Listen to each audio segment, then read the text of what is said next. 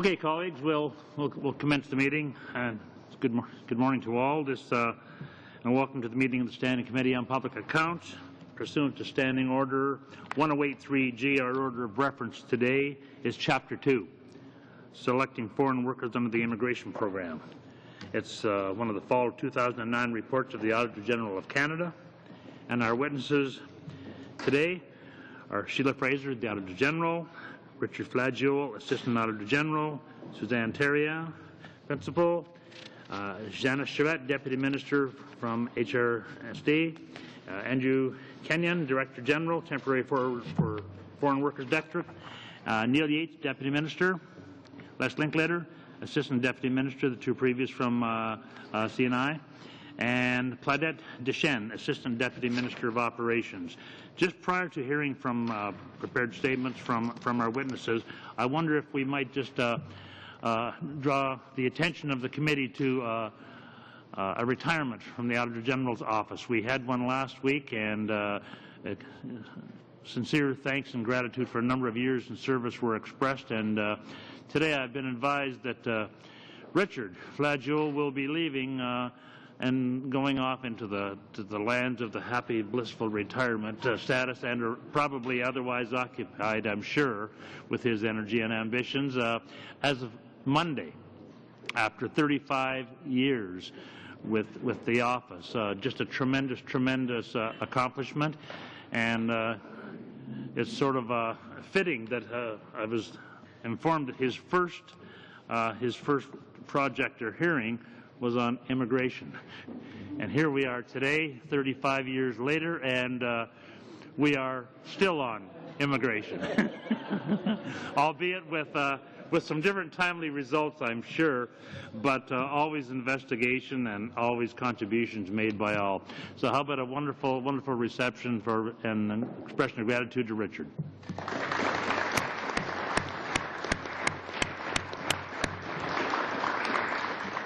And if I may now, we will call on our witnesses, and we will start off first with Sheila Fraser, the Auditor General. Opening statement, please.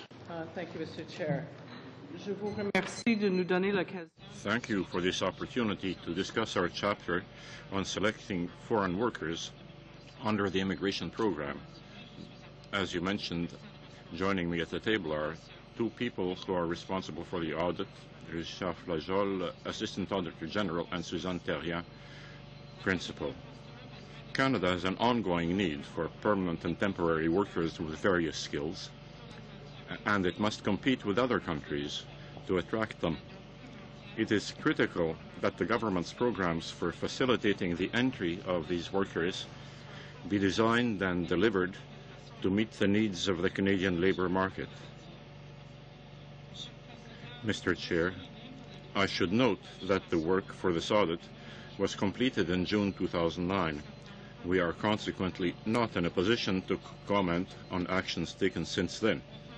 Citizenship and Immigration Canada made a number of key decisions without first properly assessing the costs and benefits, risks, and potential impact of these decisions on its programs and delivery mechanisms. Some of these decisions have caused a significant shift in the type of workers being admitted to Canada. We saw little evidence that this shift was part of any well-defined strategy to best meet the needs of the Canadian labour market. CIC needs to evaluate the performance of its current programs and develop a clear vision of what each one of these is expected to contribute. Our audit found that the inventory of applications in the federal skilled worker category had almost doubled since 2000. In December 2008, more than 620,000 people had been waiting an average of 63 months for a decision on whether they would be granted permanent residency or not. Measures introduced through ministerial instructions in 2008 to limit the number of new applications, for example, processing only those that meet new, more narrowly defined criteria, were not based on sufficient analysis of their potential effects. While it was still too early to assess the full impact of these measures, trends in the number of new applications received between January and June 2009 indicated that the measures might not have the desired effect. In addition, the Department's ability to reduce the inventory of old applications received prior to the instruction of new ministerial instructions, also known as the backlog, could be significantly impaired. At the time of our audit, CIC was unable to determine when this backlog would likely be eliminated or define what would be a reasonable time frame to do so. Their latest estimate in 2008 indicated that the backlog might not be eliminated for another 8 to 25 years. The committee may wish to ask the department what the current situation is in that regard. In June 2009, the overall inventory, including both old and new applications, still totaled approximately 594,000. This represented a decrease of 6.5% in the overall inventory since the introduction of the ministerial instructions. Notre chapitre a également révélé des problèmes. Chapter also identified serious problems in the design and delivery of the temporary foreign worker program that is co-managed by CIC and Human Resources and Skills Development Canada, HRSDC. For example, there was no systematic review to ensure that job offers are genuine. Work permits could therefore be issued for jobs or employers that do not exist. Furthermore, we found that there was no systematic follow-up by either CIC or HRSDC to verify that employers in Canada are complying with the terms and conditions such as wages and accommodations under which work permits are issued.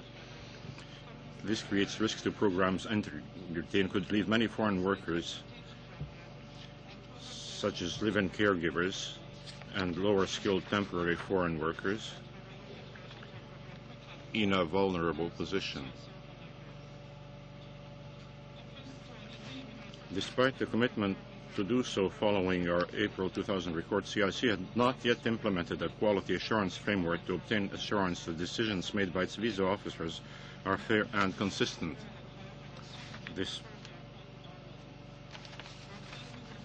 Finally, we noted that the CIC and HRSDC implemented programs to facilitate the recognition of foreign credentials.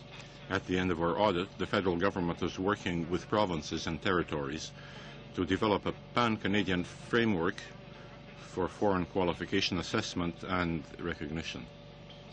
We are pleased to report that CIC and HRSDC have agreed with our recommendations. They shared their action plans with us, and we believe that they address the issues raised in this chapter. The committee may wish to have both departments report on their progress and results achieved in implementing these plans, in particular regarding the completion by CIC of a visioning exercise with provinces and territories for foreign worker programs, the management by CIC of the inventory of applications, both old and new, and of the related processing times, and changes made or planned to the design and delivery of the temporary foreign worker program. Mr. Chair, this concludes our opening remarks, and we would be pleased to answer any questions that committee members may have. Thank you. Well, thank you, Madam Fraser, and we will now hear from our second witness today from the Department of Citizenship and Immigration, Mr. Neil Yates, Deputy Minister. Bonjour, Monsieur le Président. Merci. Good morning, Mr. Chair. Thank you. Ladies and gentlemen, my name is Yates. I'm Deputy Minister for Citizenship and Immigration Canada.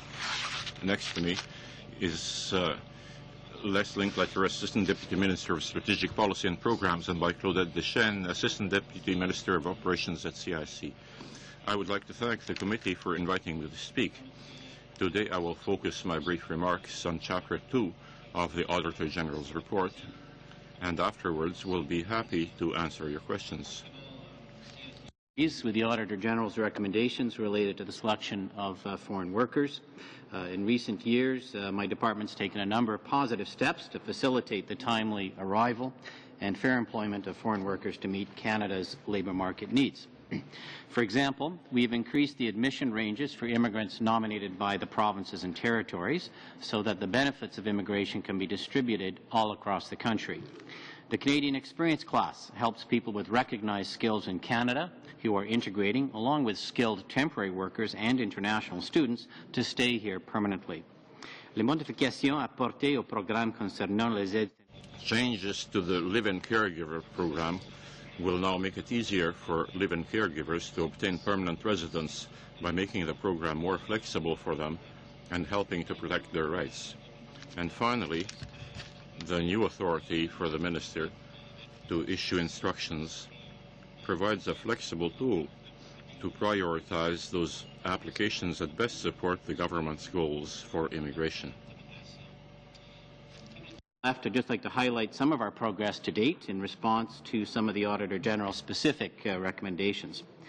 Since we issued our action plan for faster immigration's ministerial instructions in November 2008, the backlog of federal skilled workers, those who applied before legislative changes took effect on February 27, 2008, has been significantly reduced.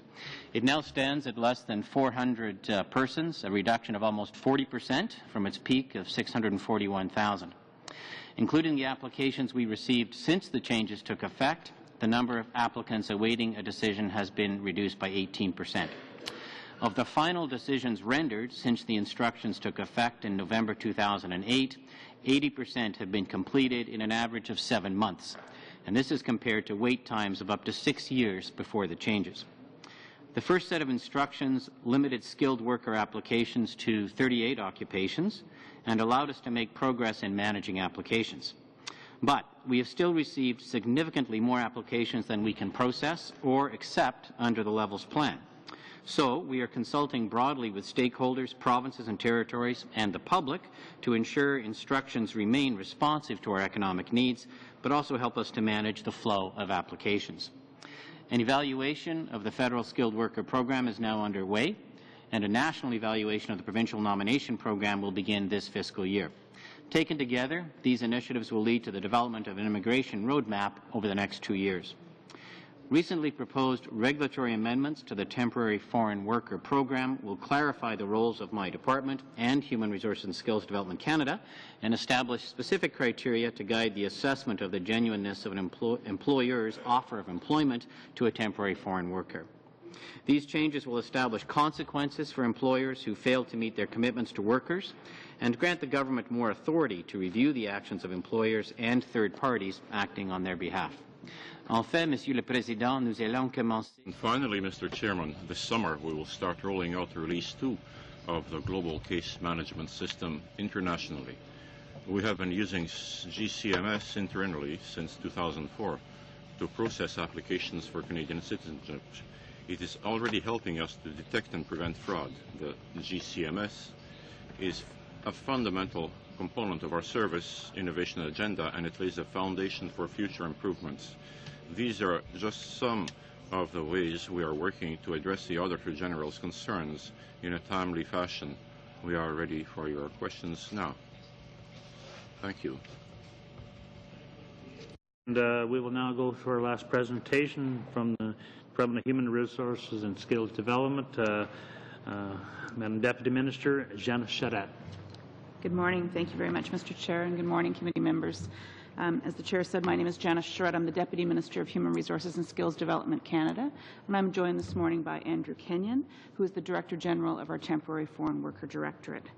I'm pleased to be here today to speak to you about HRSDC's current and planned activities to respond to the recent audit of one element of the immigration program, the Temporary Foreign Worker Program, for which my department has certain responsibilities.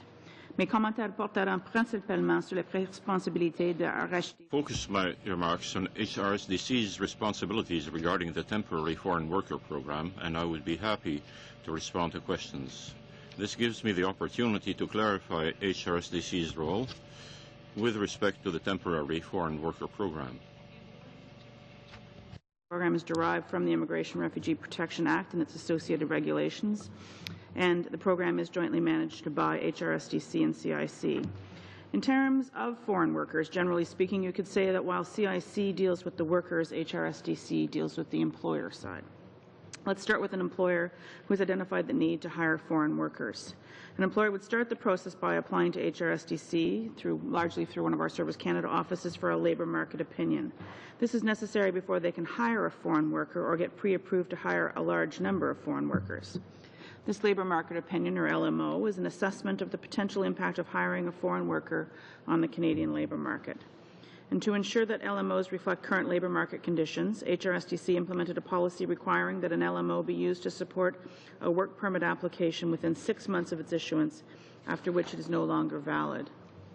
When assessing an application for an LMO, HRSDC, Service Canada consider whether the wages and working conditions are comparable to those offered to Canadians working in the occupation. The employer has made reasonable efforts to hire or train Canadians for the job. The foreign worker is filling a labour shortage. The employment of the foreign worker will directly create new job opportunities or help retain jobs for Canadians. The foreign worker will transfer new skills and knowledge to Canadians, and the hiring of the foreign worker will not involve a labour dispute or the employment of any Canadian worker involved in such a dispute. Why does HRSDC have this responsibility? We're the Labour Market Department. We have a network that allows us to monitor the local labour markets across the country. We welcome the Auditor General's report and recommendations, and we are in agreement with the audit findings. In fact, the Auditor General's recommendations align favourably with our plans for the overall direction of the programme in the medium and longer term. Recommendations specific to HRSDC's responsibilities within the Temporary Foreign Worker Program, that the program be evaluated according to schedule, that HRSDC should provide a clear direction and tools to officers engaged in issuing labour market opinions and implement a quality assurance framework, that HRSDC and CIC clarify roles and responsibilities with respect to assessing employer genuineness, and that HRSDC and CIC implement mechanisms to enhance program integrity and worker protections. Nous continuons de travailler sur le bien des francs afin de répondre aux recommandations. Continue to work on many fronts to address the Auditor General's recommendations. I would like to describe to you some of this important work which is underway now. As recommended by the Auditor General, we continue to develop clearer directives, tools and resources to help our field officers issue labour market opinions. We are also moving forward on a quality assurance framework to improve the consistency of decision-making across Canada. We're working with CIC to finalize a set of proposed amendments to the Immigration Refugee Protection Regulations and coordinate implementation plans in order to clarify departments' respective roles and responsibilities in assessing the genuineness of employers and job offers. We've also signed an information sharing agreement with CIC, and this agreement will allow us to strengthen program integrity and facilitate HRSDC's compliance work by better tracking the flows of foreign workers to Canada and following up with employers to assess their compliance within program requirements. Finally, we're undertaking a range of activities to enhance program integrity.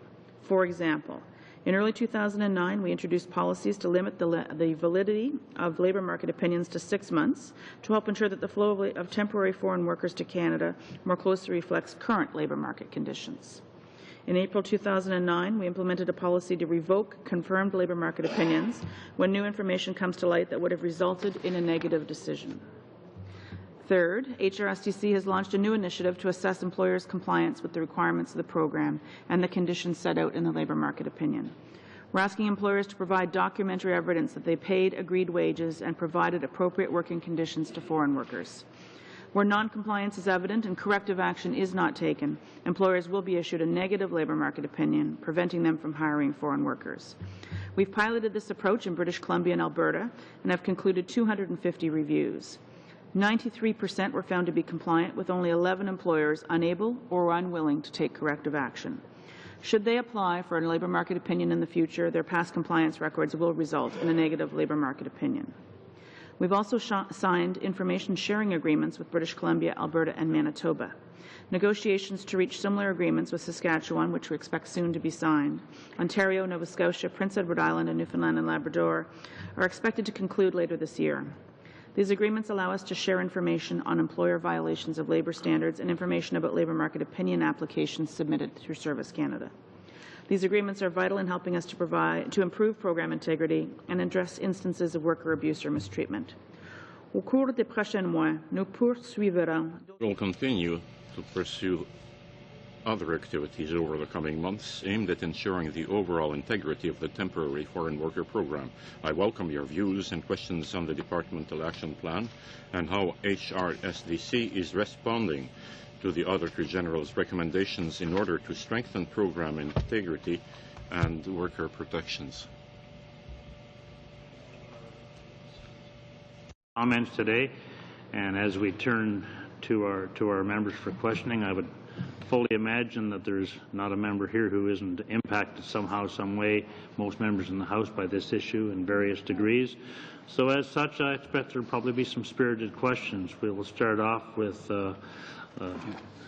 representing the opposition, Mr. Derek Leaf. 7 minutes, please. Thank you, Mr. Chair. Of course, all of us are, as MPs, are not unfamiliar with immigration matters.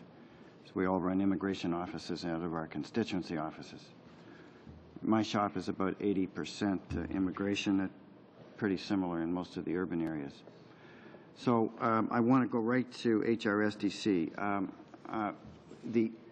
I appreciate your remarks earlier, but I want to focus on the genuineness of job offers. I know, my colleagues know, there are a lot of fake jobs out there. So I want to know what HRSDC is doing, because the Auditor General has spotted this.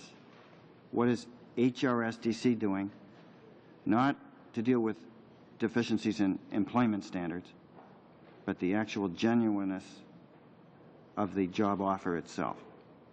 What are you doing to assure some consistency or quality or genuineness of those job offers? Thank you, Mr. Lee. I'd say I'd speak about 2 particular initiatives. One which we have implemented following a pilot initiative, which is our monitoring initiative, where we're actually working with employers to actually ensure, to do the follow-up, to ensure that they've complied with all of the conditions associated with the issuance of a labour market opinion, that they are, in fact, living up to the commitments that they have made. And that monitoring initiative, as I said, we piloted in British Columbia, Alberta, and Manitoba back in 2008, and we've now rolled that out across the country in April 2009, and we've done about, as I said, 250 or so of these employer compliance reviews.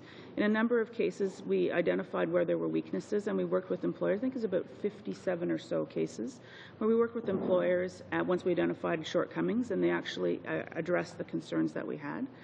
And in about these are cases where you find the employer. I'm talking about the fakes. The employer compliance reviews will actually get at where we're finding that there isn't, in fact, a genuine job offer, which takes me to the second part of our initiative. I think both Mr. Yates and I mentioned that our departments have been working together in terms of a series of regulatory amendments which have been pre-published, and we've received a significant amount of stakeholder input, which we're now in the process of looking through. Those were pre-published in December, and that pre-publication period is now over, so we're looking at all of the input. And the objective of these regulations is to clarify the factors that will allow us to assess the genuineness of the job offer. And what we'll be able to do, included as part of this, these new regulatory authorities, is to be able to, for example, publish the names of employers who are not living up to the conditions, so that that information would be available for individuals who are seeking employment in this country. Their names would actually be public. So the fact that you're putting in a regulatory framework, or you hope to put in a regulatory framework that will allow you to assess genuineness, does that mean you're not in a position to assess genuineness now? It will strengthen and clarify our capacity to assess the genuineness of the job offer. As I said, we've already taken steps to do this, and this will further strengthen our authorities. Do you have any management statistics about how many fake jobs you find out there currently? I would say, as I said, of the employer compliance reviews that we've done, there were 11 employers that were not compliant, and the exact nature of the non-compliance, I don't have those statistics with me. I'd be happy to get back to you. I think the Auditor General's kind of hoping that you'd be able to make an assessment of this stuff over time. I hope the new system will do that. Good luck with that. Thank you. It's important. Now I want to turn to the immigration side, dealing with the selection of skilled workers. The Auditor General has spotted a lack of a clear functional, effective rationale in the implementation of the selection criteria and the bringing in of new skilled workers. And I forgive the whole system. Going back over the years, it was simply a category, and people applied and they lined up, and suddenly there's 300, 400, 500,000 people lined up as skilled workers. And would you agree that if it takes 3, 4, 5 years for a skilled worker to get here, that it won't satisfy the job market here, the labor market here? It's too late. If we need bricklayers in year 1, allowing somebody to come 5 years later doesn't satisfy that need. Would you agree with that? Sorry. In a general way, yes. I mean, we are concerned about the length of processing times. There are, of course, the option for temporary foreign workers to fill a very immediate need. And there's also the provincial nominee programs, as the Auditor General noted. And yes, sir, but the provincial nominee program, it was good. It got you off the hook. It allowed for a fast-track process for skilled workers. That's great. And that was one of the objectives of it. But lying behind that is still a lack of a mechanism. The Auditor General has spotted it, is that we don't have built into the system now, other than the temporary foreign worker program or the provincial nominee program, an ability to get workers here when we need them. So can you indicate if you have something in the works that will allow us to do that? Certainly. What, as you know, the member would know, and Mr. Chair, we did implement the first set of ministerial instructions with a view to having a more focused and targeted approach to the selection of foreign workers. We're currently working on developing a second set of ministerial instructions, and we're consulting now both with the public, stakeholders, and provinces and territories, because as we have found, we've still had a large number of applications in those 38 categories, and that, you know, the more we have to process, the longer it takes. So we're looking to come up with a revised set of instructions over this spring, and that'll help us really focus our efforts going forward. In a way that will satisfy the Auditor General. I mean, something rational, something that works. One is always hesitate to judge about satisfying the Auditor General. We're She'll looking decide at that herself. at a process. Yep. She looks at the whole system. Yes. We're not the Immigration Committee. She's looking at a system that looks and appears to work and has rationale, and you can measure results. Yep. I mean, are we just going to end up, I hope we're not just going to end up where we've been for the last 25 years, throwing jello at the wall, having great big lineups that don't meet the needs of the job market. Well, we are very much taken with the importance of making sure that we effectively align the intake with job market needs, and as you say, we would agree that needs to be done in a timely way. So that is the system we're trying to get to. We have a significant backlog to deal with. You know, in the meantime, so we've got to balance these two things. Thank you, Mr. Chair. Thank you, Mr. Yates. And second now, Madam Fye, 7 minutes, please. Merci. Je voudrais... I'd like to thank you for being here today. You know that in a previous session in the Immigration Committee, I've always have some trouble with the statistics offered by the department as well as the information given to your partners. Up to very recently, and even last week, the data used by your partners are a few months old. I had an access to information request that came to me. I received it, and it states that your external clients or your partners whom you consult, because you said that you carried out a broad consultation, your partners work with 1-year-old data. They never have the most recent data. Could you explain to me why your partners are treated in this manner regarding the alignment between the needs expressed by your partners and the information that they receive from the department is always a year old?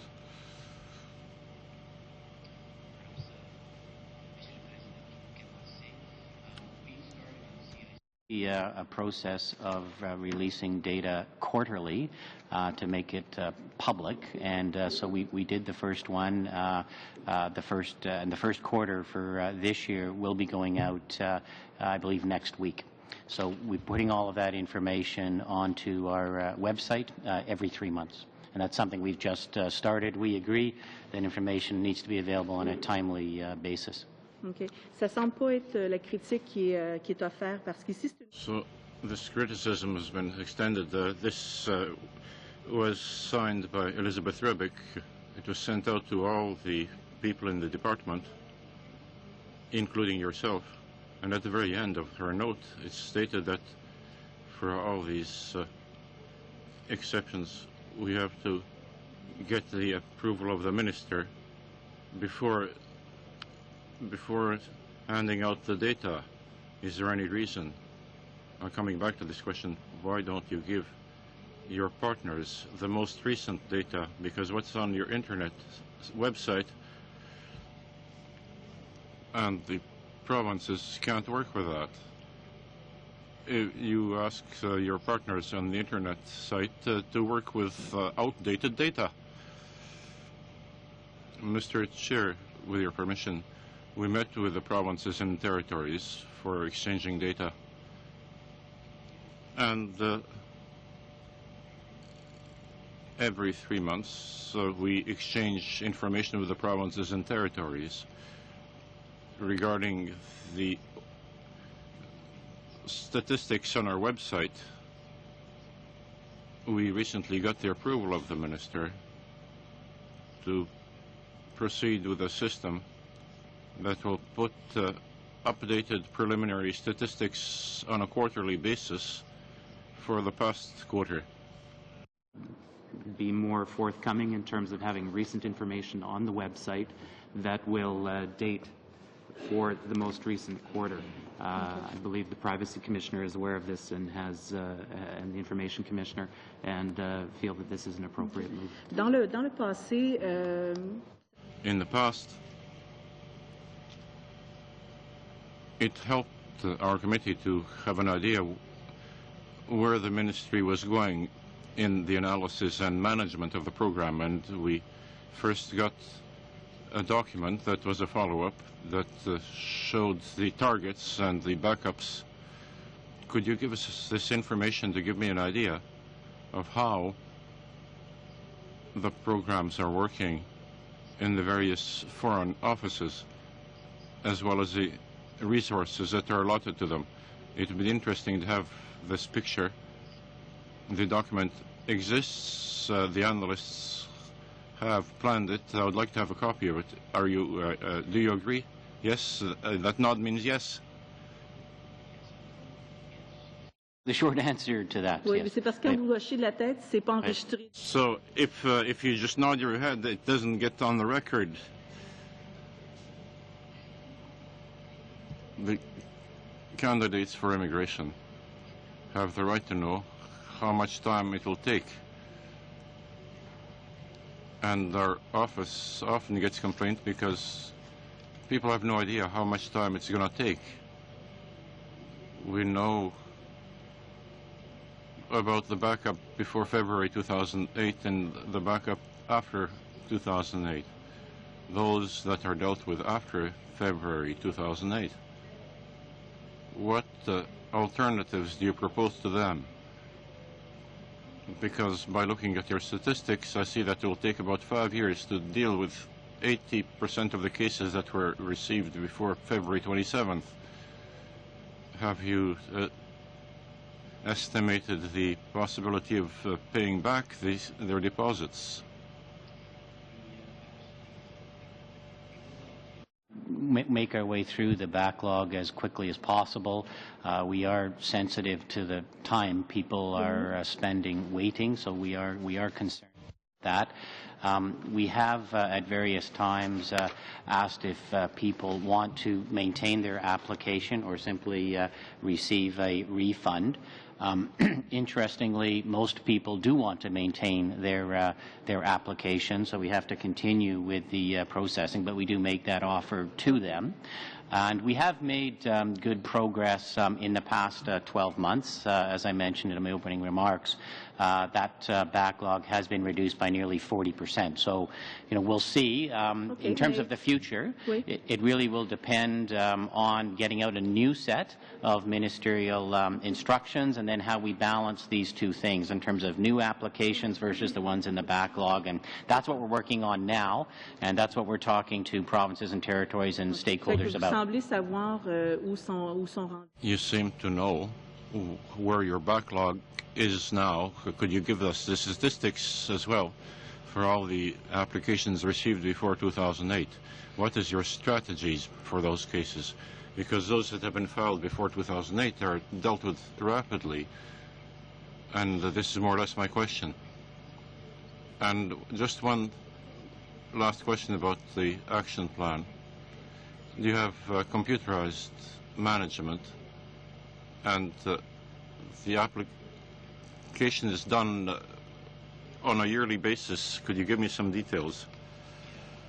I can start off, Chair. We are implementing a new case management system this spring. It's a system that's sort of been long in gestation, so we're very pleased that it is finally moving forward, and it's called the Global Case Management System. We have great expectation that it's going to allow us to much better manage our caseload around the world, because it will allow cases to be processed from any office using this single system. So it's going to provide a platform for us, as I say, for workload sharing and more rapid processing. Offices and missions around the world do deal with seasonal peaks and valleys in their work, and in a paper-based system, it's not that easy to shift work around. But this new system will allow that to be done online, which is a huge step forward for us. Thank you. And now, Mr. Christopherson, please, 7 minutes. Thank you very much, Chair, and thank you all for your attendance today. And Mr. Flagill, congratulations on reaching the finish line. You certainly have been a prime example of the professionalism that comes out of the Auditor General's office, and I'm getting worried. We're losing all these good people, and we haven't even got to the AG yet, and we're losing all these great people. So I hope there's a lot of concentrated effort scouring the planet, trying to find somebody who can replace you and everyone else who's leaving this crucial department. I wish you the best of luck, Richard, and thank you for your contribution to our work and to the betterment of making this a better place to live. Thank you so much. I want to move now to Mr. Yates' comments, opening comments. And if I can, on page 1, you said, and I quote, meaning the backlog, it now stands at less than 400,000 persons, a reduction of almost 40% from its peak of 641,000. I would point out that still leaves you about where we were 10 years ago. It was over 300,000. We're around that now. So, it's good that we're getting there, but your big achievement is we're now only 10 years behind. Including, to continue the quote, including the applications we received since the changes took effect, the number of applicants awaiting a decision is down 18%. Of course, there's still 82% there. Of the final decisions rendered since the instructions took effect in November 2008, 80% have been completed in an average of 7 months. This is compared to wait times of up to 6 years before changes. So one would be led to believe that once the instructions came along, things got, significantly better. However, the Auditor General, in her statement this morning, said, quote, in December 2008, more than 620,000 people have been waiting an average of 63 months for a decision on whether they would be granted permanent residency or not. Measures introduced through ministerial instructions in 2008 to limit the number of new applicants, for example, processing only those that meet new, more narrowly defined criteria, were not based on sufficient analysis of their potential effects. This is, the wonderful instructions that you're bragging about. While we're too early to assess the full impact of these measures, trends in the number of new applicants received since January and June 2009 indicated that the measures might not have the desired effect. So, first of all, Auditor General, just would you, again, in other words, explain what your concern is about this, and then obviously, Deputy, I'm going to ask you to respond. Thank you, Chair. Obviously, the Department put in these ministerial instructions to try to limit the numbers of categories, and so reduce the number of applications to be able to process them more quickly. The initial indications that we saw was that there was not as significant a reduction in the number of applications as might have been expected. And so there was a possibility that, I mean, we talk about the backlog being the pre-ministerial, but there's a possibility there will be a second backlog. And the committee might want to ask because when you start with a new system, the first application, I mean, you could process it in a week. So if we're already at 7 months, I would seem to read from the deputy's statement that there is starting to be a backlog in the new system as well. So the committee might want to ask how many applications have been received and how many have actually been processed, and what is the backlog in the new system, because I think that is what we were trying to get at, is that we didn't have a lot of time to show that, but that was our worry. Good. Okay, Mr. Yates, consider yourself having been asked those 3 questions. Thank you very much, Chair. Well, I mean, I think it was evident, and I think the Auditor General agrees with this, that we need some mechanism to limit the intake of applications. Canada is a very popular destination for immigrants overseas. Members may have seen there was a Gallup poll in the fall which indicated, given the choice, some 45 million people around the world would like to move to Canada. And it was the second most popular destination after the U.S. So we don't have a shortage of people who want to come here. Our issue really is how we manage that flow, and we need a system to do that. So I think we feel that the first attempt at ministerial instructions, the first time we had done that, trying to limit the number of occupations that we would accept, was a start. Arguably imperfect, often as these first attempts are, but we definitely feel is the right way to go. So really from here, we've got 2 challenges. I think further refining these instructions to give us a more targeted set of occupations than we had in the first 38. Our experience to date that some of the particular occupations that were identified have proven to be very popular, and likely more than in fact we need to take in terms of the labor market assessment. I don't want to be rude, sir. If you could get to the specific questions, please. Yes, and so what that leads us to is then refining a second set of instructions and at the same time tackling the backlog. The inventory that we have of new applications, we are processing those in about 80% of them in 7 months. Our target had been 6 to 12 months, so we think basically we're on track there. We are ahead of schedule in terms of what we had thought we would be able to do in terms of dealing with the pre-instruction backlog. Can you give us those numbers, though? That's what we're looking for. Yes, we were rough numbers.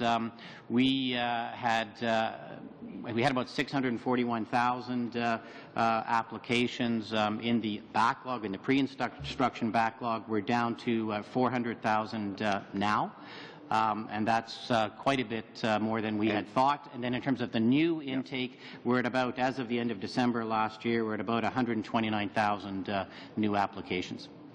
Auditor General, your thoughts on the implications of those numbers, now that we've heard some? Well, I mean, I think there's an issue about the processing time for the new applications, because as there are more and more applications, the length of time is going to expand. I mean, when you start off from 0, your processing time can be quite quick. So I think the issue is how narrowly defined. There probably has to be an additional refinement, which I think is what the Deputy Minister is referring to, in those job categories to limit them even further. And we would hope that this time there would be more analysis to support that. So we need more analysis, and it needs to be timely. We don't want to wait too long. Absolutely. Thank you, Mr. Gustafson, Madam Fraser. And now, Mr. Saxon, please. 7 minutes. Thank you, Mr. Chair. Firstly, on behalf of the government, I'd also like to thank Mr. Flagel for his many years of service and wish him many years of happiness in retirement as well. Thank you. My first set of questions will be directed towards Mr. Yates or his colleagues to give him a break. Firstly, I note that the backlog of the federal skilled workers has been reduced, as my colleague mentioned earlier, from 641,000 to 400,000, which is a 40% reduction, and that's not insignificant. And I'd like to find out how you accomplished that, please. Well, basically, by I think the short answer, member, is by a lot of hard work from the missions overseas and here in Canada. We have set up a centralized intake office in Sydney, Cape Breton, to try and have a more efficient process for the first level of determination of the applicability for the new instructions. Our sense so far is that's working well. So they come into Sydney and then they're sent out to missions around the world for further processing if they meet the criteria. That's on the new applications. On the old, we've continued to process those as quickly as we can. And essentially, it's just been a lot of, as I say, discipline and hard work about sort of churning through all of these cases. We did meet our level plan target for 2009. We were pleased to do that because it was a year with various challenges around the world and trying to meet those targets. But so largely, we felt we're reasonably on track. We certainly feel the weight of trying to get rid of that backlog as quickly as possible. Okay, thank you. Now, you still receive more applications than you can process. Can you explain to us how you're going to be dealing with this going forward? Yes, and perhaps just to pick up on what the Auditor General has said, the number of new applications that we've received under the ministerial instructions is somewhat higher than we expected. Of course, as I said, many people are looking to come to Canada, so they look for ways to fit their applications into whatever categories we propose. That's just the reality of the immigration business. So we are looking to how we, in the future, with a second set of instructions late this spring, about how we can further moderate that supply. And that's the discussion we're having now with provinces and territories and others, because it really needs to be tied to labor market demand. The first set of instructions were issued just before the recession in 2008. So the work that had been done was during 2008, and of course now, the economic situation is quite different. We're emerging from that recession, so to what extent are those occupations still in demand? We've been working with HRSDC using what's called the Canadian Occupational Projection System, COPS for short, that looks at all of these different occupations and over a 5-year period, which ones were expected to be in need over that period of time. So we're doing that kind of analysis, which we think is reasonably robust kind of analysis, as much as it can be. I mean, this kind of work is never perfect. There's many variables and factors out there. Trying to predict specific occupations is challenging. As I say, many different factors, but we are basing it on the best analysis that we have available. We're sharing that with, have shared that with provinces and territories, and seeking their input into what they see as their specific provincial labor market demand relative to the occupational categories. Thank you. Tell me, is there an optimum level of backlog? I mean, is it 0, or what sort of level do you think is the optimum, or the waiting time perhaps is another issue there? Yeah, we would like, we think it's optimum that people get processed in less than a year. Mm-hmm. We think that, just given everything that's involved, that's what we should be aiming for. And if you can excuse our somewhat arcane language, we would prefer to have no backlog and just a working inventory of cases. That's what we would prefer. So we need to moderate really the supply of applications we have to give us that sort of 6 to 12 month working inventory. That's essentially what we have now with the new applications. We are keeping up with that, but there's going to be a trade-off in terms of how much work effort we can put towards the backlog versus the new inventory. Okay, thank you. Can you discuss your visionary exercises with the provinces and territories, please? Yes, we've picked up on the advice and recommendations made by the Auditor General's office to work with provinces and territories to try and develop a common vision for immigration. It is an area of shared jurisdiction, so it's a bit unusual in that way. We've been meeting with provinces and territories over the last few months. You can probably appreciate it's never easy trying to get a large group of people with somewhat different interests to agree on a common vision, but we're making progress. We'll be having further meetings this spring. We expect culminating in a meeting of ministers in June, and our intent is to have something we can present to ministers for their approval. Thank you, Mr. Yates. We'll give you a break now. And my next question is for HRSDC. Can you explain your relationship with the provinces and territories, please? Oh, that's an interesting question. Our relationship with the province and the territory in this area, I presume.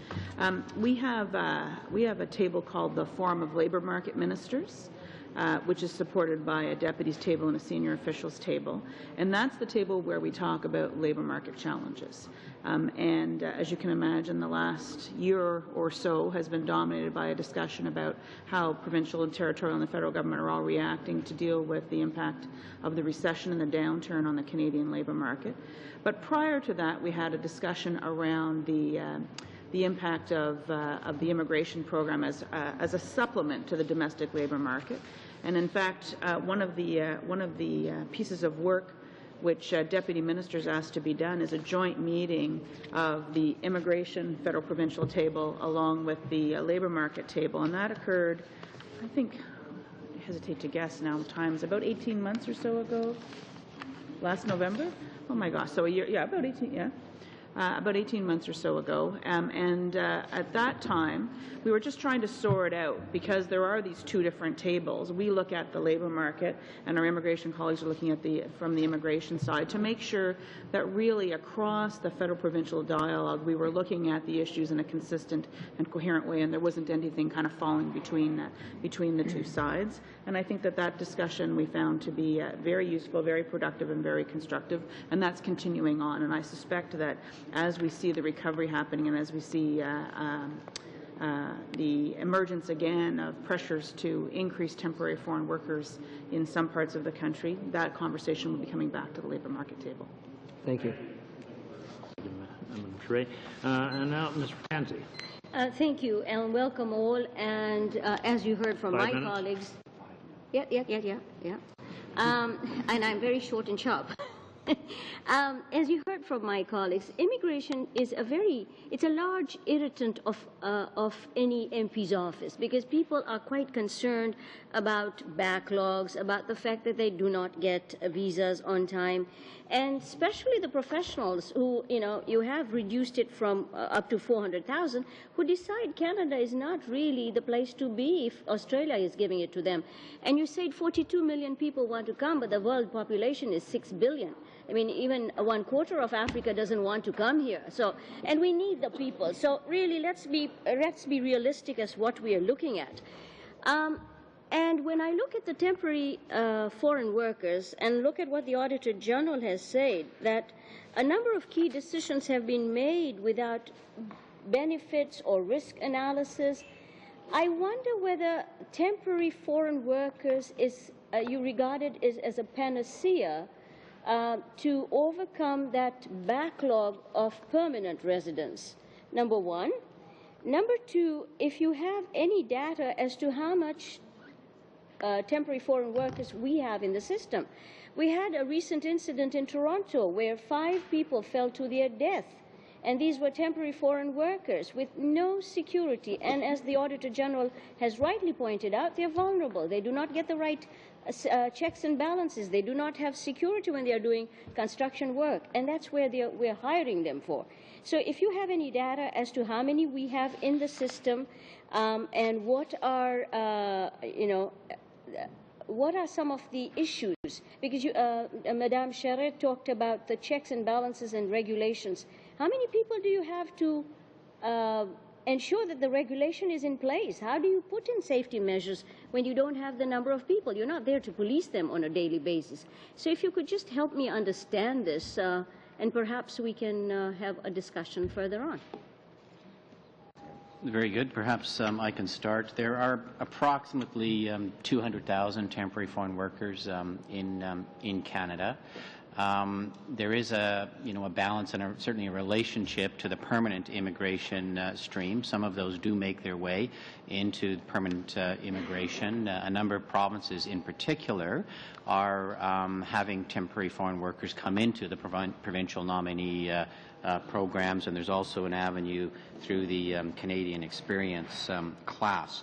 So in terms of the protection of foreign workers, we, as we talked earlier, have been moving forward on improving the regulatory system. We talked about better assessing genuineness of job offers, making sure that employers are following through with their commitments. All of those things I think are important, ensuring that temporary foreign workers have the protections they require. But how do they get protected when they're hired on a construction site and they have no checks and balances? They probably have a language issue, and I do not know whether that's being checked when foreign workers come in. Does anybody check their linguistic skills?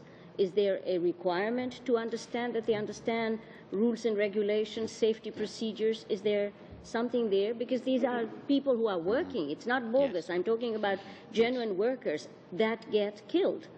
And there's a lot in the construction industry. What's happening? Yeah, I can maybe ask Les to speak more specifically to the requirements for temporary foreign workers. Sure. As HRSDC mentioned in their remarks earlier, when an employer approaches them to determine whether or not they can hire a foreign worker, the employer has to lay out very clearly the requirements of the job. Quite often, official language ability is one of the requirements, but it's not necessary for a job offer to be validated by HRSDC. When it comes to processing the actual worker's application, CIC at the mission overseas does take into account what the job requires and the skills of the individual before the officer, and will make their decision based on the individual's demonstrated ability to meet the requirements of the job. And then who goes and checks on the employer that he or she is providing that safety after they have arrived, right, after that you have approved, then they're on the job site? Who checks? We have to remember that immigration is an area of shared jurisdiction, and occupational health and safety is an area of provincial jurisdiction. And so one of the key issues that we want to strengthen through our new regulatory package is to be able to work better with the provinces. Deputy Charette mentioned the need for information sharing agreements between jurisdictions so that we can share better information on employers to allow that spot checking to happen more systematically. Certainly when we become aware of an infraction or a potential infraction on the part of an employer, we would refer that either to the relevant provincial authorities or to CBSA for an investigation. Thank you, Mr. Linkletter. Okay, now Mr. Young, please, 5 minutes. Thank you. I want to disagree with my parliamentary colleague across the way, Mr. Christopherson, with regards to your accomplishments in reducing the backlog, which I think are significant. Because the only fair assessment is from February 2008 forward, when the new rules came in. In parallel, you reduced the old list by 241,000 workers, while at the same time you reduced the waiting time by over 5 years for 80% of new applicants. I think that's a major accomplishment. It's good management. You deserve to be congratulated. But my question is along that line. You mentioned you need some mechanism to limit the intake of applicants because there are so many applicants and because 450 million people in the world want to come to Canada. Do you have a recommendation for the minister on how to do that? And if you do, what might it look like? Thank you. I should just note it was 45 million. Sorry, 45. But anyway, it's still a lot of people either way. That's the official number. Yes, it's a lot either way. There's a lot we don't know about. Yes, it is. Well, what I think really the shape of it will be a revised list of occupations that are seen to be in demand over the next 5 years based on our national assessment, and then put that alongside assessment by provinces and other stakeholders. And one of the tricky things about doing this is trying to assess things at a national level versus regional and local labour market demand, and trying to balance all of that into a list of occupations. We're also thinking about whether there's various options in terms of how we might approach managing these kind of occupational lists. And just to give you an example, if we have an occupation in demand, and I'll just make one up just for the sake of example, say for college instructors, which has been actually fairly popular. It is on the current list of 38.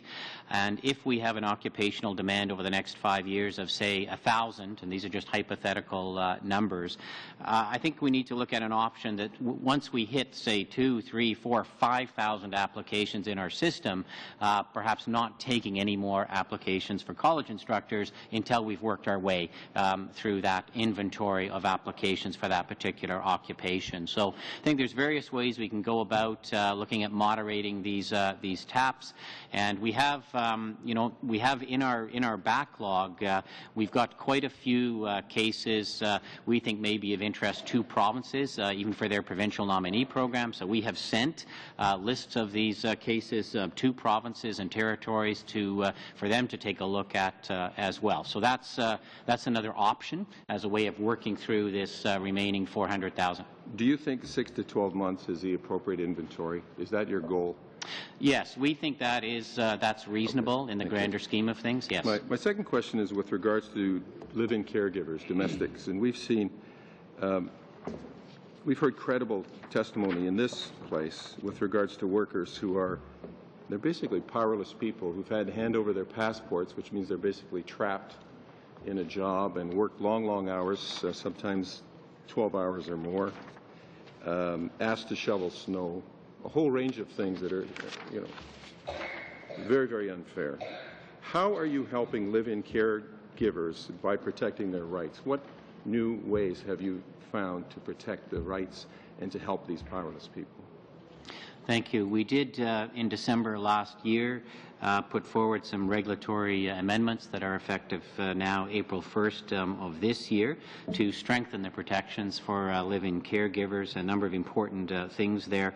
Employers must now provide health insurance at no cost to the caregiver until they are eligible for provincial health coverage.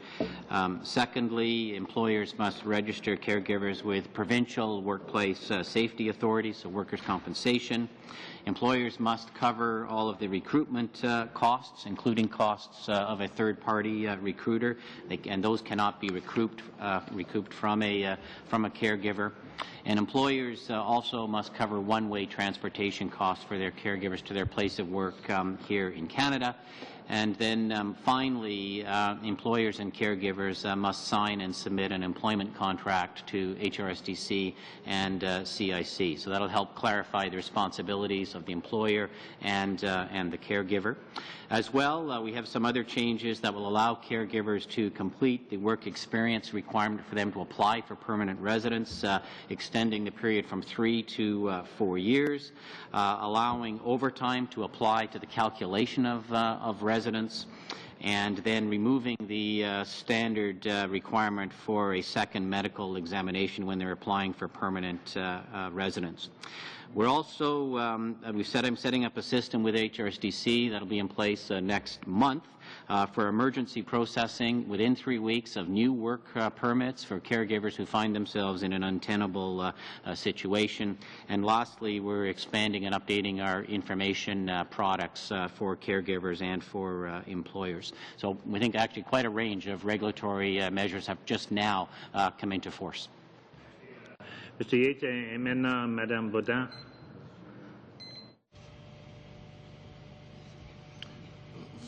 Thank you for being here with us today. I'm very concerned, of course, about human resources. In this committee for family live-in caregivers that we just mentioned, and you named a list of measures that you've put forward. But in your irregular follow-up with employers, you talk about the employers, and I'd like to know more about the rights for live-in caregivers.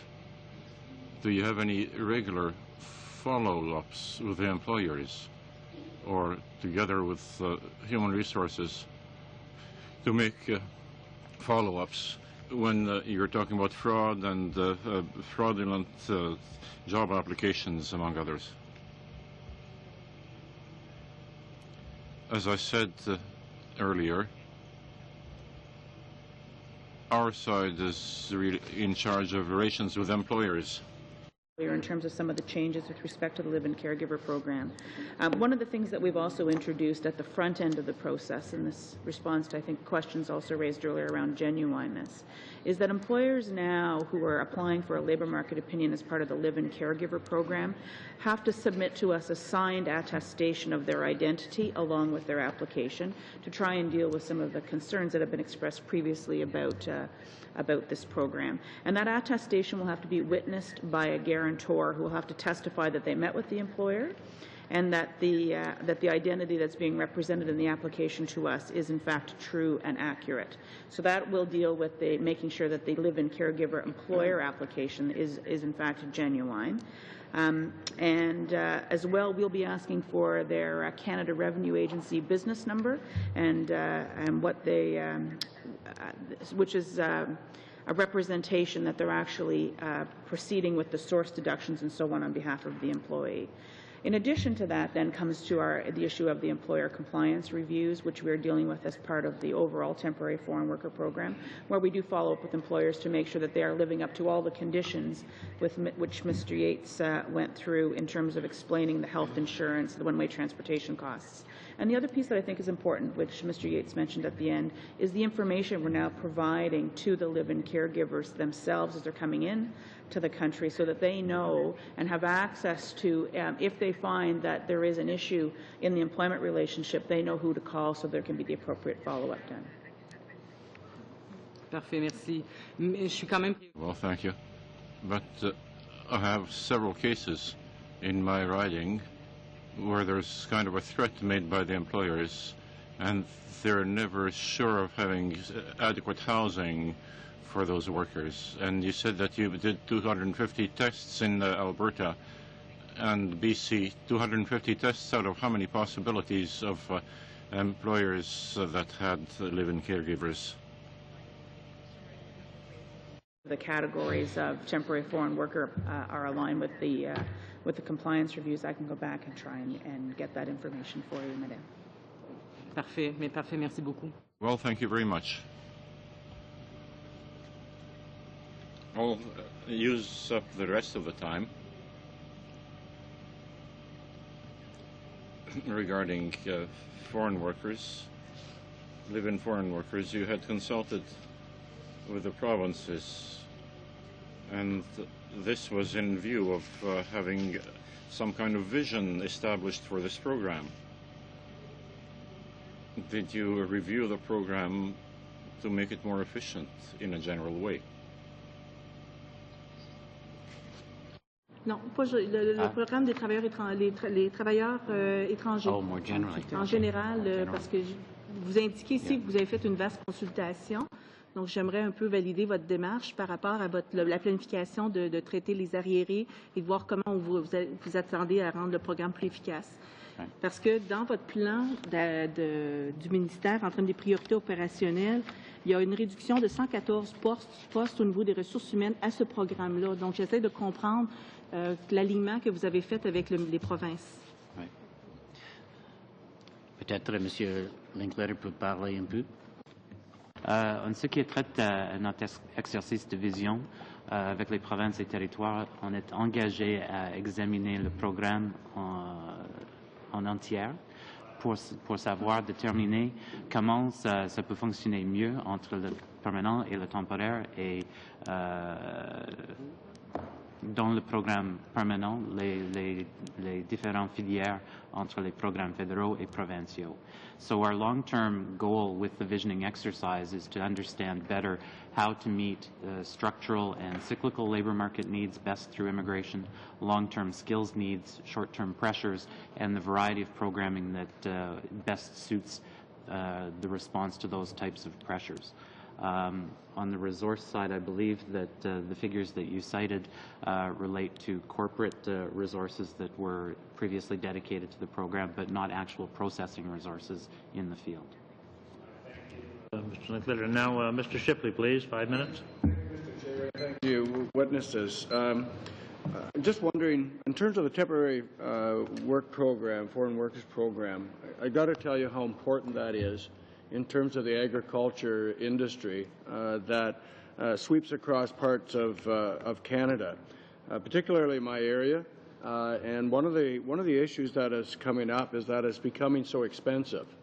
One, in terms of Ontario's minimum wage is so high compared to other provinces, but also some of the requirements that workers, that employers have to put in place in terms of their costs of having them come over.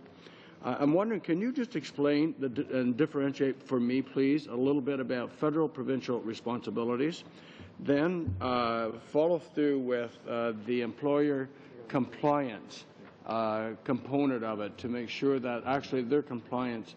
I know in your pilot project, you've talked about the pilot projects and those are coming in. That is great. I'm just sort of wondering, mainly, first of all, if you could talk about the federal provincial responsibilities would help me. Can start, Mr. Chair, then. I'll talk about the employer responsibilities under, I believe you're talking about the seasonal agricultural worker program element of the temporary foreign worker program overall. So under the seasonal agricultural worker, which is, as I said, a component of the overall program, there are specific employer obligations. For example, employers is expected to pay the temporary foreign workers round-trip transportation cost, including air, and ground transport between wherever that seasonal agricultural worker is coming from, say a Mexican farm worker, and the location of work. Their employer is expected to pay the workers' immigration visa cost recovery fee, to provide seasonal housing that has been approved by the appropriate provincial or municipal body or private inspection service. So that gets to your point about what's the federal versus the provincial responsibility. So we have the employer responsibility. The province actually looks at the state of the housing and make sure it's adequate. We expect then also that the employer will register the worker with the workers' compensation and a private or provincial health insurance plan. So we have the expectation of registration, and the province actually runs then the workers' comp and the health insurance or otherwise a private insurance plan. That employment contract would be prepared outlining wages, duties, conditions, and that would be signed with the seasonal agricultural worker. And we've also put in place, I think, a program to provide information to the workers who are coming in through this program in multilingual format about their rights and what the protections are in this country, including the description of the provincial responsibility with respect to labor standards. So if there are issues then, that they would have the contact information to get in touch with the responsible provincial authorities who largely are responsible for labor standards in that particular sector. I can maybe just add from a CIC perspective, of course, we process the visa applications. About 80% of workers are returning 1 year after the next, so it's actually a fairly stable movement, and from our perspective, it works quite well. Okay. Just another, I'll shift gears just a little bit here. You talk about the backlog. You want to get to what you call a working inventory. When do you see that happening?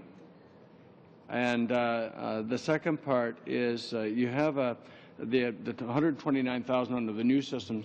You know, I guess this is sort of the preamble to it. As the AG has said, it continues to go. So I'm looking at what sort of a timeline are you looking at in being able to get to a working inventory? In terms of being able to eliminate the backlog, it's really going to depend on how we are able to balance the work with the incoming inventory. The inventory of new applications, as I say, we are keeping up with that at the moment. It actually declined a little bit from September to December, so there's a bit of evidence that, in fact, keeping up with the incoming. But it's really going to depend on what a new set of ministerial instructions is going to do, the impact that it will have on the incoming applications, and therefore the amount of processing capacity that we have to deal with the backlog itself. So, that we've got it's likely several years it's going to take to do that. As I say, we had the initial reduction of 40%, but that was related to the startup, as the AG noted, of a new system. But we will have a much better sense once we've got a second set of ministerial instructions completed. Quick one. Are we meeting the growing market demand of foreign workers? I think that we're finding at the moment that the levels plan that we have, that we table every year in Parliament, grosso modo, is around the right level. It is supplemented with temporary foreign workers. So I think in general, we would say yes. We'll see what happens in the future as our labour market demographics continue to change, and we assess that every year in terms of setting the levels. Fine, thank you, Mr. Yates. And now, Mr. Christopherson, 5, please. Thank you very much, Chair. If I can, I just want to pick up on something Mr. Lee said in his opening remarks and just emphasize the amount of a constituency time all matters of immigration take right now. It is between 70 and 80% of the workload of constituency staff right now, and at some point we've got to do something about this. I'm going to take 30 seconds because it's unfair to the people who need the service, because there's varying degrees of quality of education of our staff. We don't hire nor pay to the status of providing the kind of legal advice that ultimately it is. And, someone's application, whether it gets moved along more quickly or not, shouldn't be determined by whether they were lucky enough to go to an office of someone like Mr. Lee, who's been elected for 25 years, or somebody who's been in office 3 months and doesn't even yet have an email system put in place, let alone be able to deal with complicated applications. So I'm hoping that someday we'll do what like was done in Ontario with workers' comp. The same thing happened. The workload got so big, members were actually going to appeal tribunals because there was no one else there to help, and it was taking up hours and days of MPP's time. So they set up separate institutions, separate centers of advice to both employers and employees on WCB, so that the initial MPP office would take it to a certain point and then hand it over to experts who could pick up on it and run with it. And the system, for the most part, works well, and it achieves the desire of taking that workload out of the constituency office to let them deal with the myriad and thousands of other things that come into a provincial member. So I just put that out there for colleagues. But at some point, we've got to get away from this constituency offices evolving into de facto sub-regional immigration offices. And that's what they've become, and it's a huge problem. And at some point, we've got to come to grips with it. Second thing, notwithstanding my friend Mr. Young's cheerleading for team government, the reality is that the backlog is still where it was 10 years ago.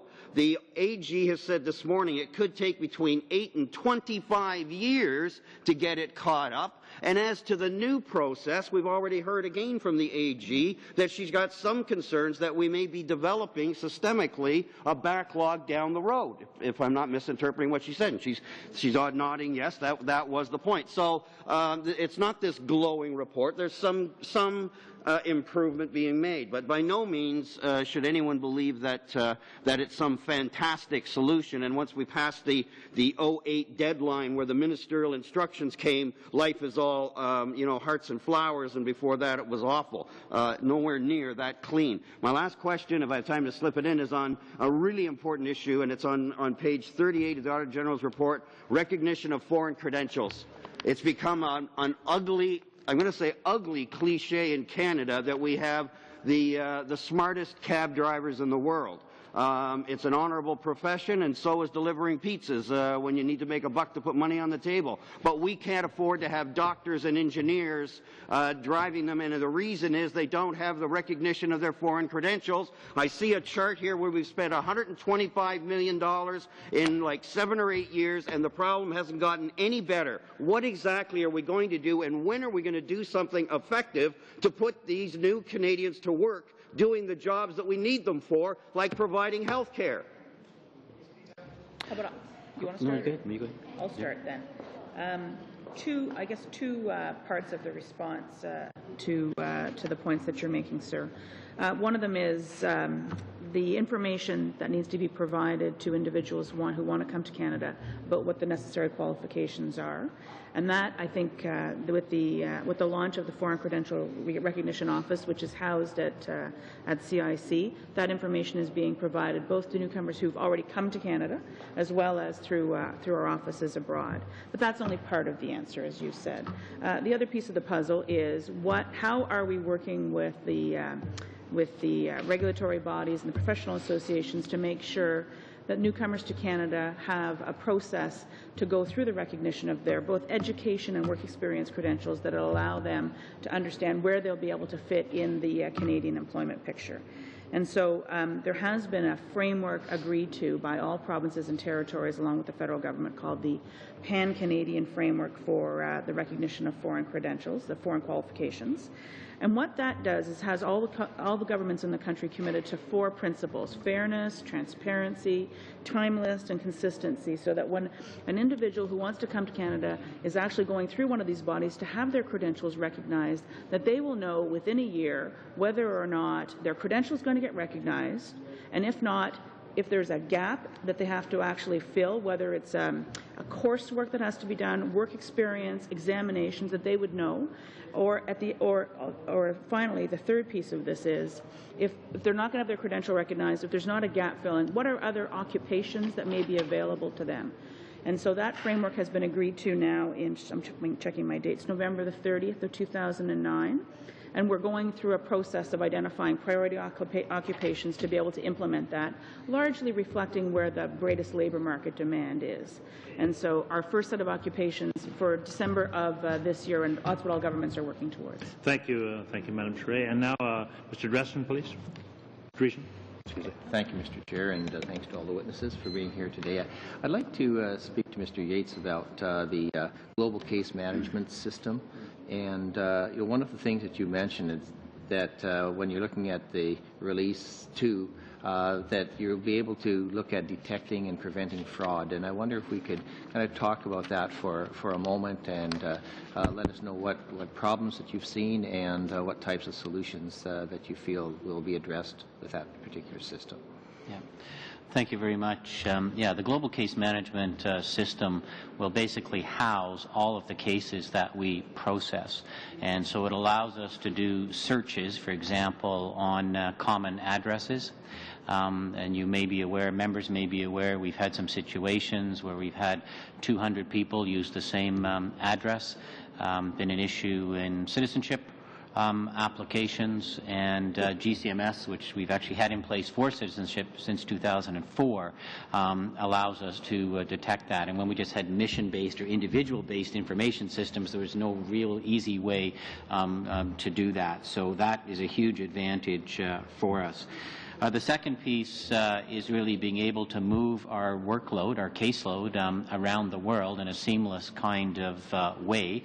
And we do that now, but literally we have to ship files around the world, which is not really a very easy thing to do. It's time-consuming and so on. So this system will allow somebody in a mission wherever to take up, if they have some extra time available, to process cases from another mission. And this really is going to allow us to be more efficient and better use the resources that we have. Demand comes and goes at missions around the world. It's not quick to try and shift people around the world at the different missions. So actually having an information system to allow us to process people from anywhere is going to make a huge difference. Do you have any predictions how much of the backlog that you have is because of the types of issues that you've just presented?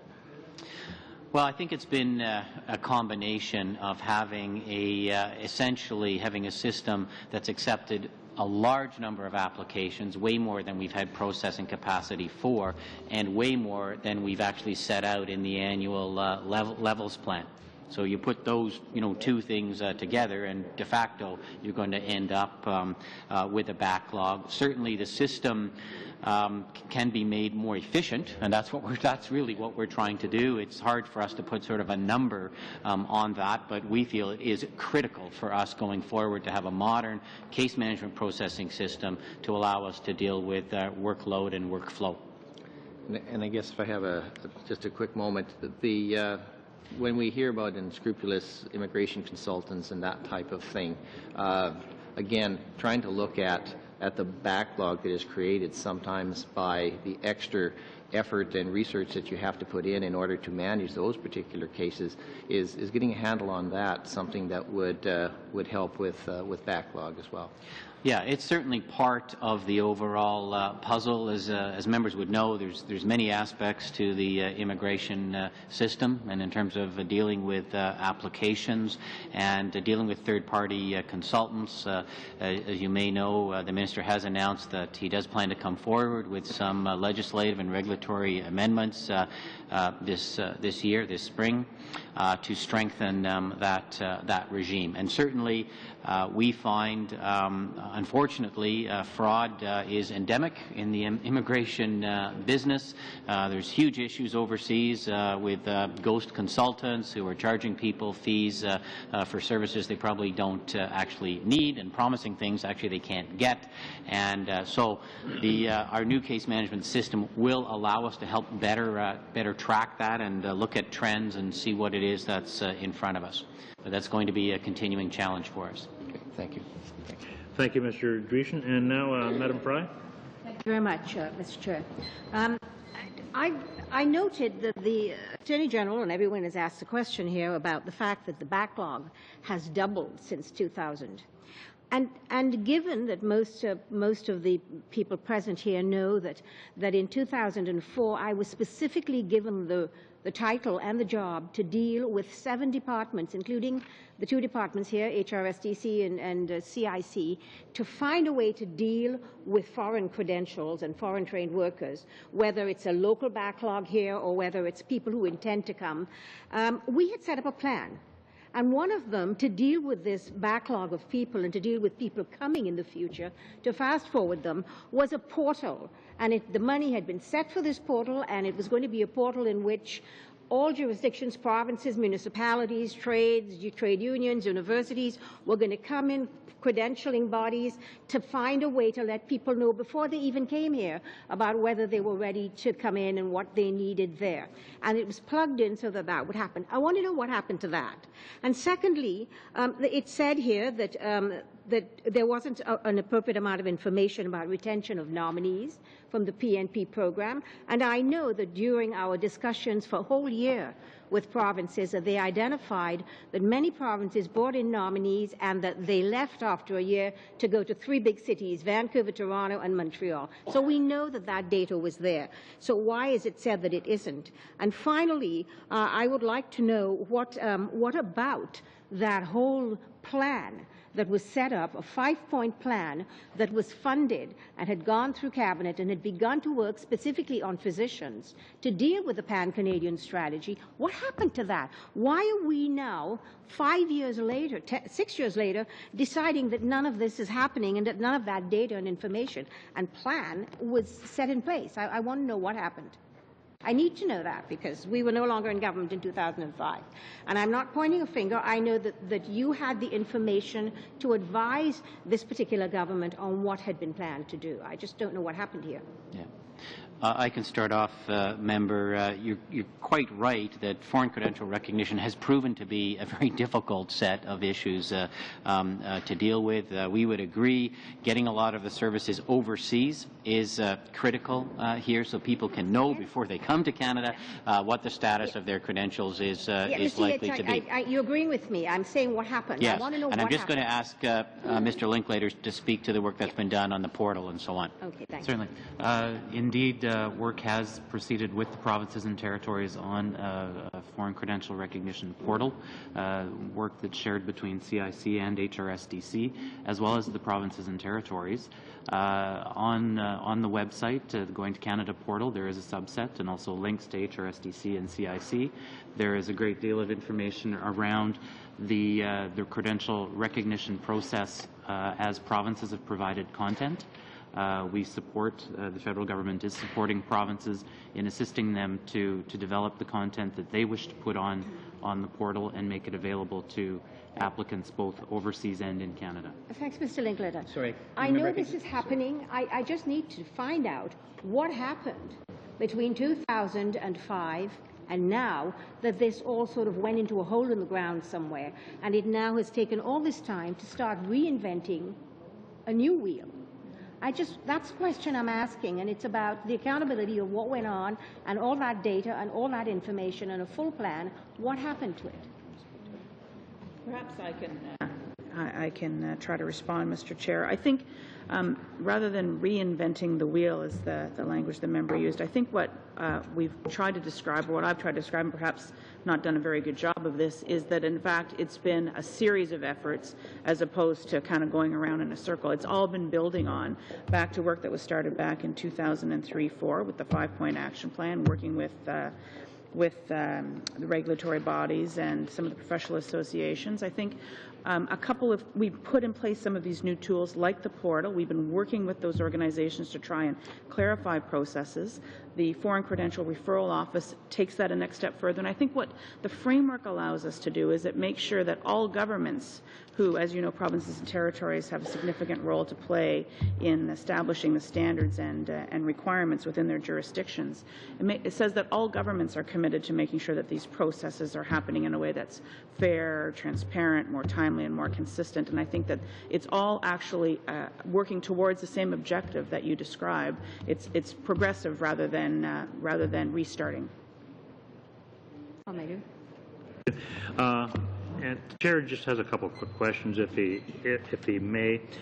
On page 3 of the Auditor General's report, this question is to the CIC.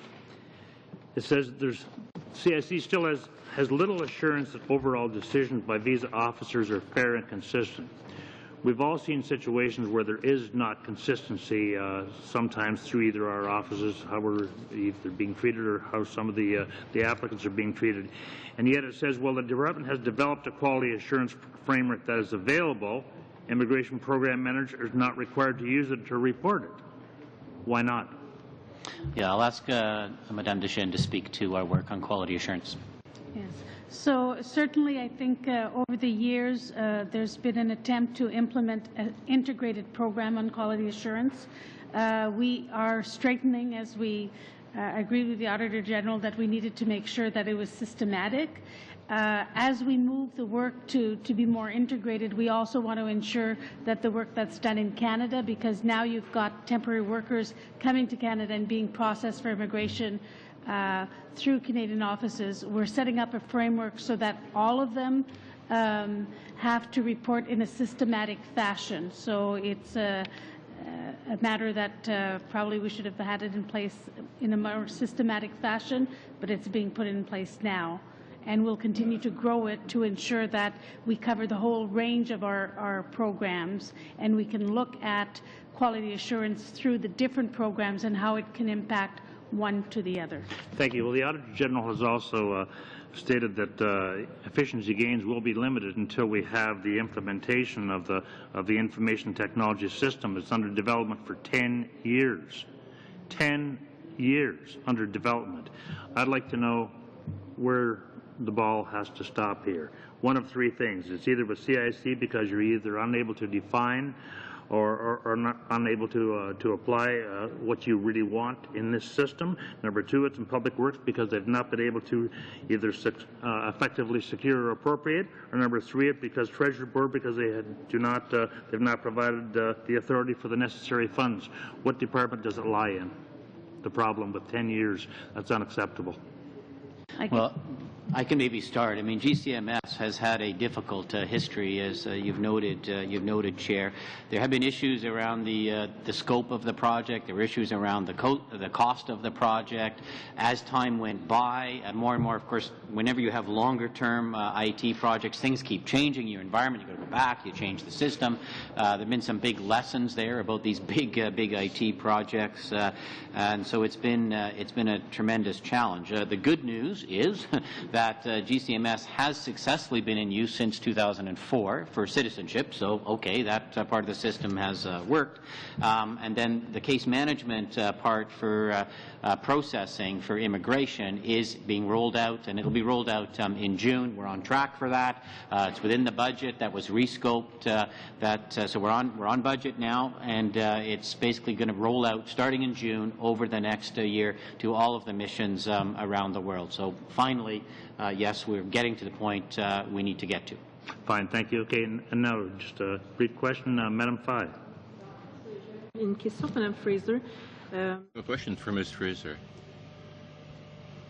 How do you understand the changes in your program, the program for temporary foreign workers?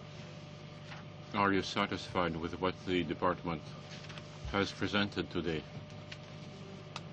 Of course, we'll have to wait for the ministerial instructions that will come in the future. But as far as I understand, there will be an even more restricted program, I don't know exactly how, to try to limit the number of applications, because we're beginning to see a trend of more and more applications that can be dealt with in a reasonable time. Just a clarification. Just now you mentioned that the people before 27 February 2008 could be paid back. Could you let us know how it works and what are the statistics as well as the documents and the directives and the policies that have to do with this reimbursement? The refund process? No, just nous écrire. She wants to receive them in writing. Oh, okay. Written reply.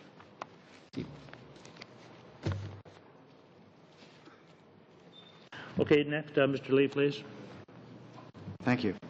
Two quick questions on this global case management system that's being put in place.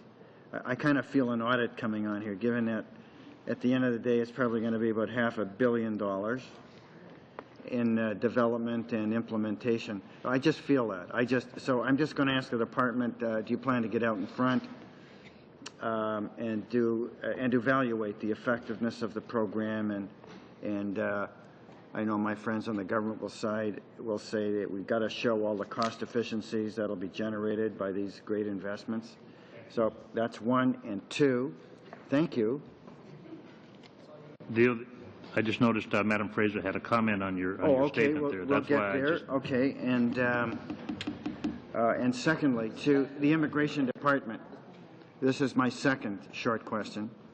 The second big elephant in the room in terms of the immigration program, in my view, is the capacity of our receiving communities to actually receive and settle new immigrants. And there are 3 or 4 major receiving communities, along with some smaller ones across the country. And so there are limits in our capacity to take in immigrants. We just can't speed up the processing and bring in 1 million immigrants in 1 year.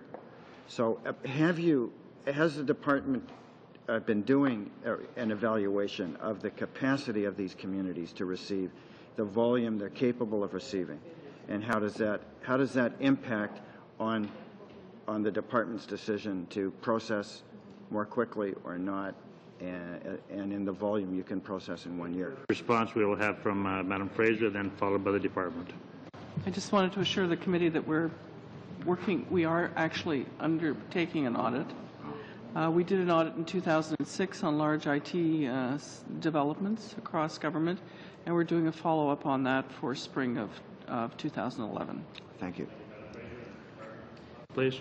Yeah, I can just add that on GCMS, we are monitoring the project extremely carefully, just given the history we've had on it, and of course the Auditor General do their work as well. On your second question on settlement, really we are bounded by the levels plan, because we completely agree there's a limit to the number of immigrants that communities can successfully integrate and settle. Settlement funding, which provides programming for settlement services, has nearly tripled in the past 5 years. We are working closely with provinces and territories. There's an evaluation underway now on the effectiveness of our settlement programming, and that'll be coming out later this year. And so we'll see where that takes us, but likely to some modifications in the way those programs are working at the moment. Last question, Mr. Saxton. Mr. Chair, my question is for Mr. Yates. One of the Auditor General's recommendations is that you develop a roadmap for the future of the immigration program. Can you share with us how you're doing with your progress on the roadmap, please? Yes, we are working closely with provinces and territories to have a fairly detailed discussion on the relationship between the various immigration categories that are in our levels plan. And as the Auditor General has noted, trying to better assess what the various contributions of those categories are. And just as an example, one of the important issues is the relationship between the provincial nominee programs and the federal skilled worker programs. They're similar but different, and we need to sort out, well, all right, what's the relative contribution of each to meeting Canada's labor market needs. So at the big picture, they're sort of developing a common vision for the immigration system, and then it gets down into quite detailed work about, all right, you look at our different categories, particularly for economic immigration, how do they relate to labor market, both national and provincial, and what does that look like as a totality? So we've been in those discussions for the last number of months, and we're looking to make very significant progress this year. I'm bringing all of that together, and you'll see, we expect, a lot of that thinking you will see in the 2011 levels plan that will be tabled on November 1st this year. Fine, thank you, and my apologies. How could I miss Mr. Christopherson? Thank you, Chair. I don't know last couple of minutes, please. You managed. Yep, I won't be that long. A small question, borderline picky, I admit. But on page 4 of Madame Charret's presentation, very last bullet point, very last sentence. It says, we're asking employers, this is in terms of following up to ensure that the conditions put forward were actually complied with. We are asking employers to provide documentary evidence that they paid agreed wages and provided appropriate working conditions to foreign workers. I get how you would provide documentation to show that proper wages were paid. I'm curious as to what documentation you would be accepting that working conditions and respect for labor laws were complied with. I'm just going to ask my colleague, Mr. Kenyon, to respond to that, if I could, please. We actually do require employers to provide one payroll records, which are easy, but as you mentioned, it is more difficult to verify working conditions. So we do require the employer to verify that the worker did do the job that they were hired to do and were not put onto a different task, as we often see happens. That's one of our biggest concerns, that employees are brought in and then moved on to a different job that they were not intended to be hired for. So we do require them to verify, demonstrate that the worker did do what they were hired to do. No, well, what about, though, in terms of they were treated decently, treated with respect and dignity, and they were given their human rights? Like, how do you get that on paper? At present, until the new regulations are in place, we don't have the authority to actually do work site visits. However, we do verify with the province that this employer has not been cited for any violation of labor standards or workplace safety rules. So that's the purpose of the information sharing agreements that we put in place with the provinces. Right. It's part of a big process, and we're getting a real handle on it now, and we're actually starting to see the information flow. Are you? Yeah. It's working well. Okay, good. Thank you very much. Thanks, Chair. Thank you, and thank you to my colleagues for your thoughtful, concerned questions this morning, and certainly I thank our witnesses for appearing before us and shedding a little bit of light on difficulties. Yes, and if I would, just ask any of our witnesses if they have a few closing comments, and we'll start, please, with Madam Fraser. Well, thank you, Chair. I'd like to thank the committee for their interest in this audit of what is, I think everyone would agree, a very important program. And we are pleased with the response of the two departments and the action plans that have been presented. Fine, thank you. And Mr. Yates, please. Yeah, just very briefly, Mr. Chair, we feel that obviously the issues that have been identified by the Auditor General are critical issues. The successful operation of the immigration program is critical for Canada. In terms of our future, we take our responsibilities here very seriously, and we'll look forward to, following up on this action plan very diligently. Thank you. Madam Charest. Thank you very much to you, Mr. Chair, and to members of the committee for your thoughtful questions today. As you can tell, I think we're trying to take a number of steps across a range of areas to improve these programs, working in partnership both with our federal colleagues but also with provinces and territories, and thank you for the recognition of the progress we've made and for the tough questions and holding us to account for what we've committed to do. Fine, thank you. I certainly thank our witnesses. Colleagues, I just have one, witnesses may be excused, and I just have one small point I'd like to bring up to my colleagues here. The chair was uncomfortable with a last-minute request for the proceedings today to be televised. Given the circumstances and the timing of this, I think this is an issue that should come before either committee of the whole and or steering committee so that we can establish a clear precedent. There appears to be one rule which is obviously stated by the clerk on that, and yet under the practical guide there appears to be another interpretation. The chair just did not want to be put into a position where he would have had to have passed a decision on that, and so I would suggest that this come before a committee of the whole when the regular chair is back into the chair and or go to steering committee. Your thoughts on that? Just that one, Chair. To me, it would be a prime issue to throw to the steering committee to chat through and make a recommendation back to the whole. Everybody comfortable with that going to steering committee? That's it? Fine. Thank you very kindly.